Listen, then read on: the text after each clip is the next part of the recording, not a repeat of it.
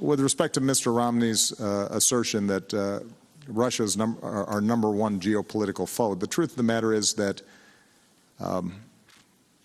America's got a whole lot of challenges.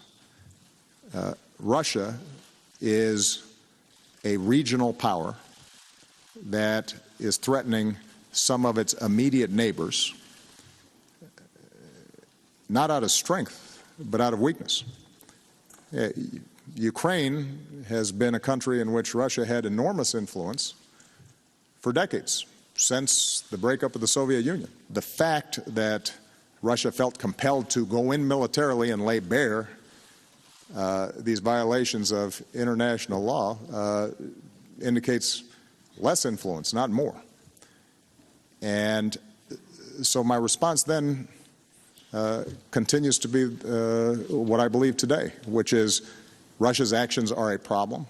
They don't pose the number one national security threat to the United States.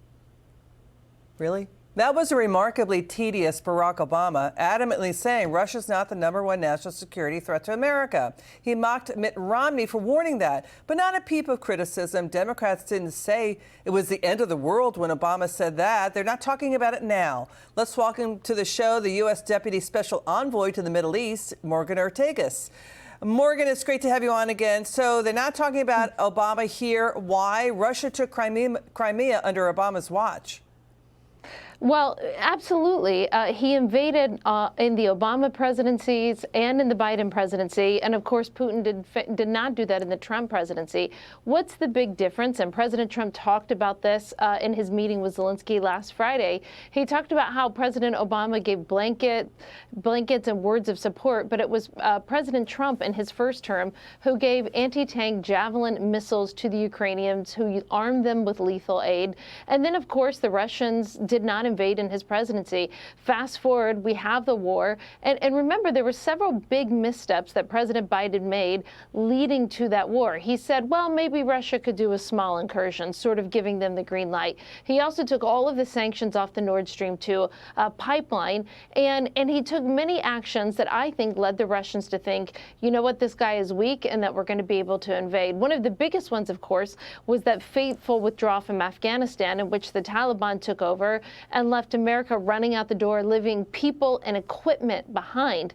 That weakness sent a signal to every dictator that they would be able to get away with, any plans that they wanted to do, whether it was Russia and Ukraine or whether it was Hamas going after Israel on October 7th, 2023, as we remember. So you'll see a very big difference. This president leads with strength, and he's trying to get the best deal for the American people. And I think that's a crucial difference. Is we don't lead with what's best for the Europeans, for the Ukrainians. Instead, it's what is in America's interest, what is best for us.